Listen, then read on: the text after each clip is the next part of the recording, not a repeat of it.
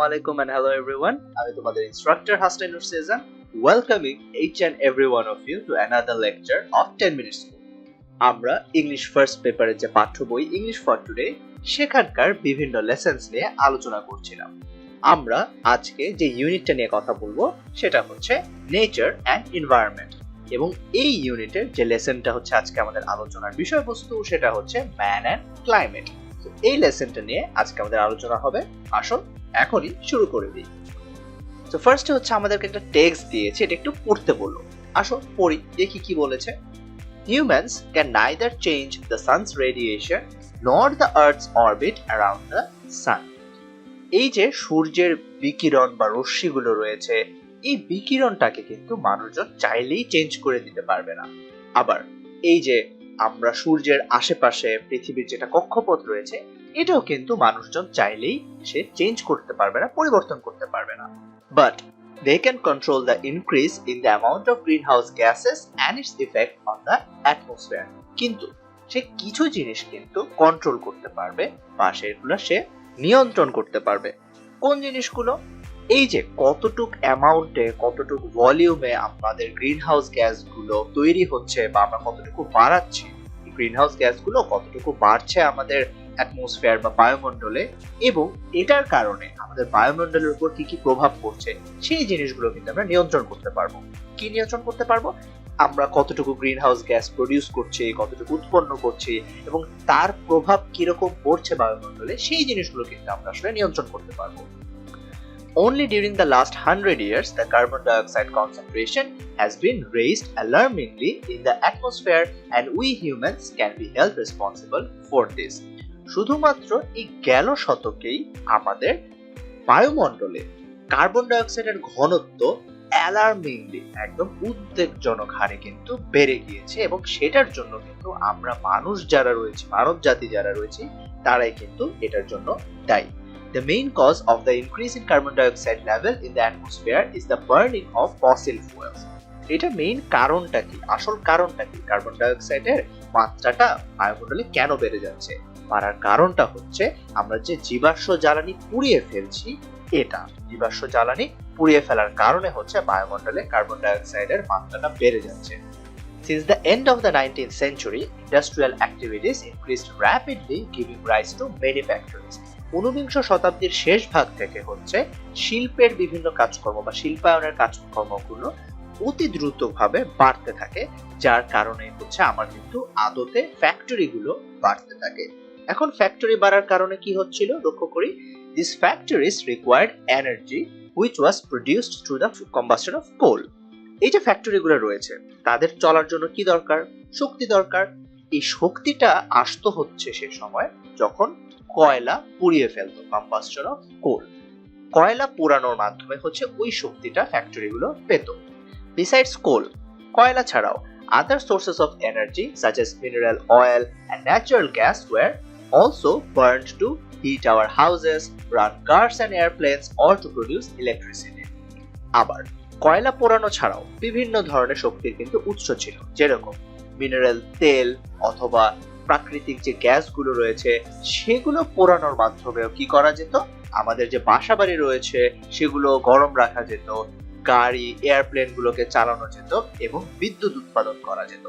Nowadays, about 85 million barrels of crude oil are burnt daily. এখনকার দিনে 85 million barrel অপরিশোধিত তেল কিন্তু প্রতিদিন সেটা পোড়ানো হচ্ছে। চিন্তা করো, প্রতিদিন কত তেল পোড়ানো হচ্ছে, 85 মিলিয়ন ব্যারেল অপরিশোধিত তেল। Every time a fossil raw material is burned, it releases carbon dioxide into the air. প্রতিবারই যখন কোনো জীবাশ্ম জ্বালানিকে পোড়ানো হয়, তখনই সে বাতাসে কার্বন ডাইঅক্সাইড নিঃসরণ করে।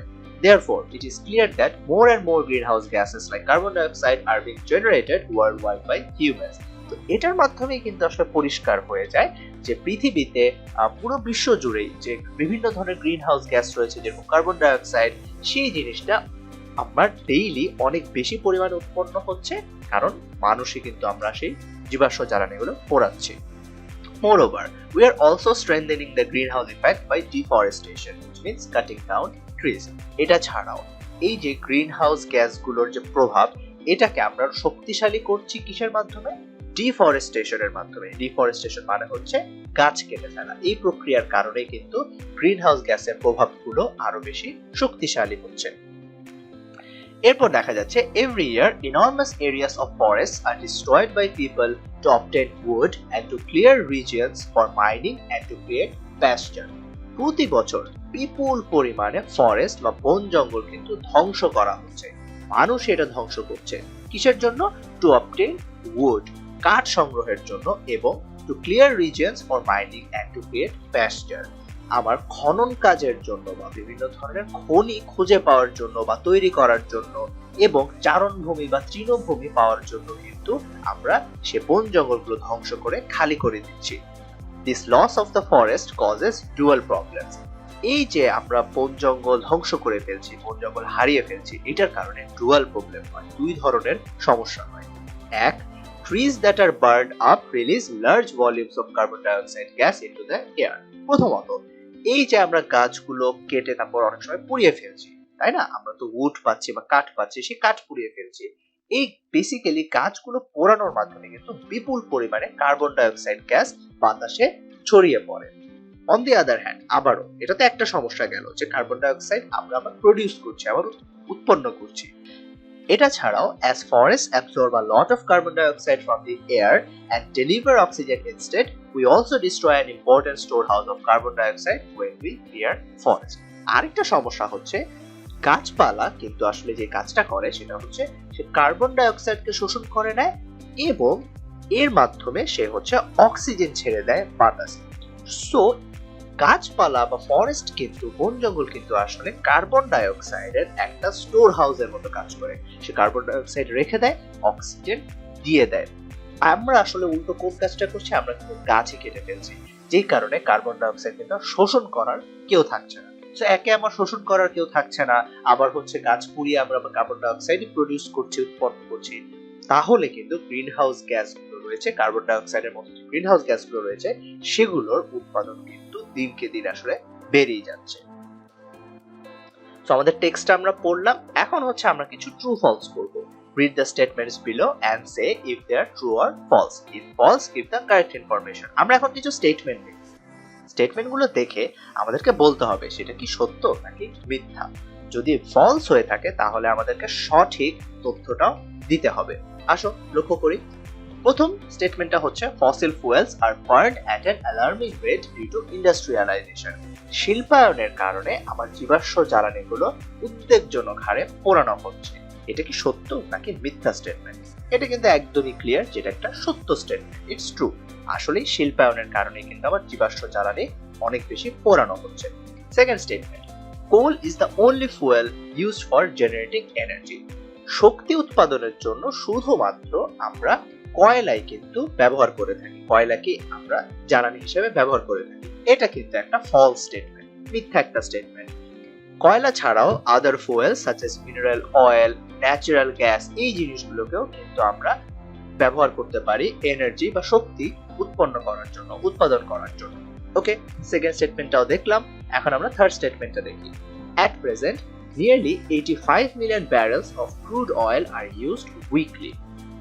বর্তমানে প্রতি সপ্তাহে প্রায় 85 million barrel of crude oil বা অপরিশোধিত তেল কিন্তু ব্যবহার করা হচ্ছে বা পোড়ানো হচ্ছে।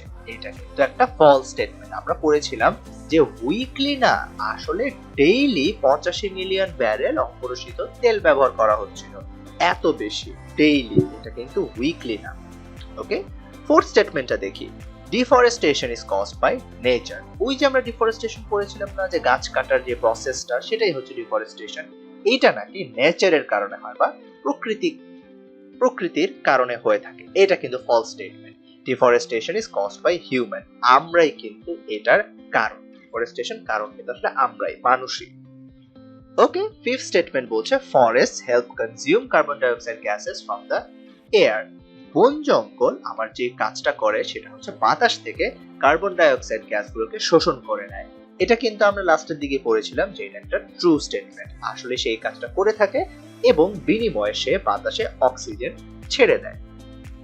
ওকে, এখন আমরা একটা ম্যাচিং করব। Match the meanings in column B and the words or phrases in column A. তো কলাম এ তে হচ্ছে বিভিন্ন শব্দ দেখা যাচ্ছে, sun's radiation, fossil fuels, combustion of coals, crude oil, raw materials, deforestation, photosynthesis. এগুলোর মানেগুলো কি কি সেটা আমাদেরকে এখন ম্যাচ করতে হবে। সানস রেডিয়েশন বা সূর্যের রশ্মি বা সূর্যের বিকিরণ, এটার মানে কি? এইটার মানে হচ্ছে energy that is transmitted from the sun in the form of rays or waves or particles। মানে আমার সূর্য থেকে যে শক্তিটা আসছে সেই শক্তিটাই হচ্ছে বেসিক্যালি সূর্যের রেডিয়েশন বা বিকিরণ। এরপর ফসিল ফুয়েলস বা জীবাশ্ম জ্বালানি কি? ফসিল ফুয়েলস হচ্ছে non renewable sources of energy that come from the remains of plants and animals.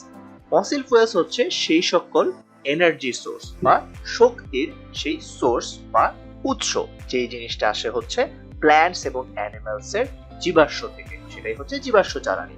কম্বাসশন of কোলস বা কয়লা পুরানো, এই জিনিসটার মানে কি? কম্বাসশন অফ কোলস মানে হচ্ছে burning of coal usually in industrial plants. Then crude oil বা অপরিশোধিত তেল, এই অপরিশোধিত তেল কথাটার মানে কি? এটার মানে হচ্ছে a naturally occurring unrefined petroleum product that can be refined to produce usable products such as diesel, gasoline, heating oil, jet fuel, kerosene, etc.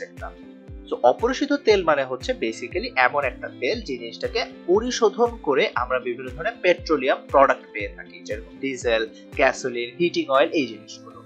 এরপর র ম্যাটেরিয়ালস বা কাঁচামাল, এটার মানে এটার মানে হচ্ছে a basic material or of substance used in the production or manufacturing of goods। এমন কিছু জিনিস যে জিনিসটা আমার অন্য কোনো গুডস বা অন্য কিছু প্রডিউস করার জন্য, উৎপাদন করার জন্য কাজে লাগে, সেটাই হচ্ছে র ম্যাটেরিয়ালস। ডিফরেস্টেশন মানে কি? এটা কিন্তু অলরেডি আমরা চ্যাপ্টারে পড়ে এসেছি। ডিফরেস্টেশন মানে হচ্ছে intentional destructions or removal of trees and other vegetations for agricultural, commercial, housing or firewood use।